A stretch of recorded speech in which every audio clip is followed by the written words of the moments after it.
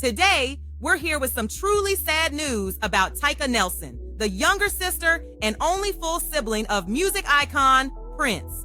She passed away on November 4th, 2024, at the age of 64. Her son, President Nelson, confirmed her passing in a public statement but didn't offer any further details. Known for her complex journey, Tyka had previously opened up about her struggles in past interviews, speaking candidly about her challenges and triumphs, as well as her sometimes difficult relationship with Prince and what he did for her.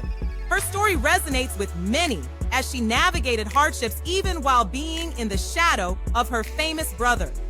Known for her complex journey, Tyka had previously opened up about her struggles in past interviews, speaking candidly about her challenges and triumphs, as well as her sometimes difficult relationship with Prince and what he did for her. Her story resonates with many as she navigated hardships even while being in the shadow of her famous brother.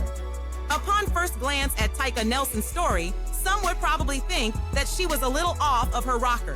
She declined Prince's help for her then struggling singing career.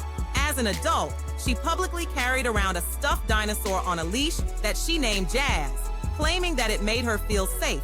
And she once publicly admitted to having an imaginary lover named Mark Anthony and dedicated her 1998 debut album to him. But Tyka wasn't necessarily crazy, like some thought back in the day, but she was instead battling many internal struggles throughout the years that ultimately led her to substance addiction, homelessness, and working as an sex worker. Prince and Tyka grew up together in North Minneapolis. But while Prince was on his way to creating a musical legacy and building wealth, Tyka's life took a difficult turn. Her pain was deeply rooted, not only from her circumstances, but also from witnessing her brother's rise while she was facing difficult challenges. In 2003, Tyka did an interview with The Inquirer that raised many eyebrows after she revealed why she was struggling. At that time, she'd also made some pretty harsh claims about her big brother, Prince. Her relationship with Prince, though loving, was complex. Tyka stated, "I love my brother, but I'm not a yo-yo. He can't just keep spinning me in and out of his life." She said Prince did help her financially from time to time, but their relationship clearly was full of ups and downs. She described her darkest days as the period when she was living in a crack house. "I was a single mother, and my boys were babies. I sold my body for food, money, and Pampers," revealed Tyka. And she also spoke openly about her lowest points, even recalling a time when she lived in a crack house during the days of her reported crack dependence. "I pawned the car Prince had given me and sold the kids' TV for drugs," Tyka told The Inquirer. Prince later got her into a costly rehab program to help her get back on her feet, which helped her remain sober for months. And at the time of that same 2003 interview, Tyka confessed those few months had been the longest period of time she'd been sober in years. "I relapsed once, but I've been clean for 3 months now," she said, adding, "It's the longest I've been sober and drug-free in years." She admitted that she had dreams of her own in music. In 1977, the same year Prince got his record deal, she packed up her music and went to California, hoping to make it big. But the journey wasn't easy. "I thought I'd be a star," she said in a People magazine interview. "I met Jimmy Durante's piano tuner. That's as close as I got to the stars." Still, Tyka kept pushing and ended up releasing 6 albums over her lifetime. And while she battled her demons, she cherished her role as a mother, raising her 2 sons and working toward a brighter future.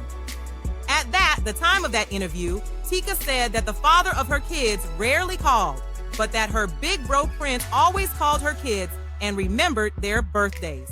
After initially pursuing her music career, Tyka struggled with juggling her passion for music with going to college for a year to study art and psychology, after returning to Minneapolis to become a bank teller at that time. She confessed, "Inside of me, it was like my soul, and what I had to do to feed my family was always split. I was writing lyrics while I was supposed to be working. I'd look up and there's my supervisor." All too often, we hear about siblings of superstars who are in really jacked up positions in their lives, while their celebrity sibling is simultaneously soaring in their careers. is typically sparked by watching their siblings reach heights that they will never reach, and living in their sibling's shadow is sometimes too much for them to bear. But was it Prince's fault that his sister, Tyka, had trouble living in his shadow and ultimately battled substance addiction? No, not at all. Not at all. Tyka's predicament could have been due to something that she could have been lacking long before Prince was ever a superstar. In fact, Tyka admitted to having very low self-esteem as a child, and that Prince would oftentimes try to talk to her about it. To no avail, though.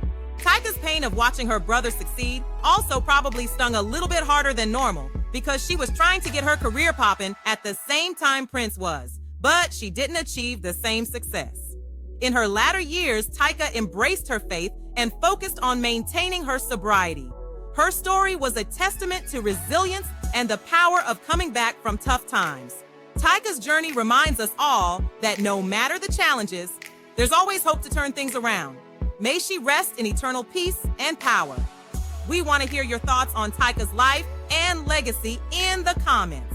And if you haven't done so already, remember to like, share, subscribe, and tap that notification bell to stay in the loop. I love old school music, old school news with a new point of view.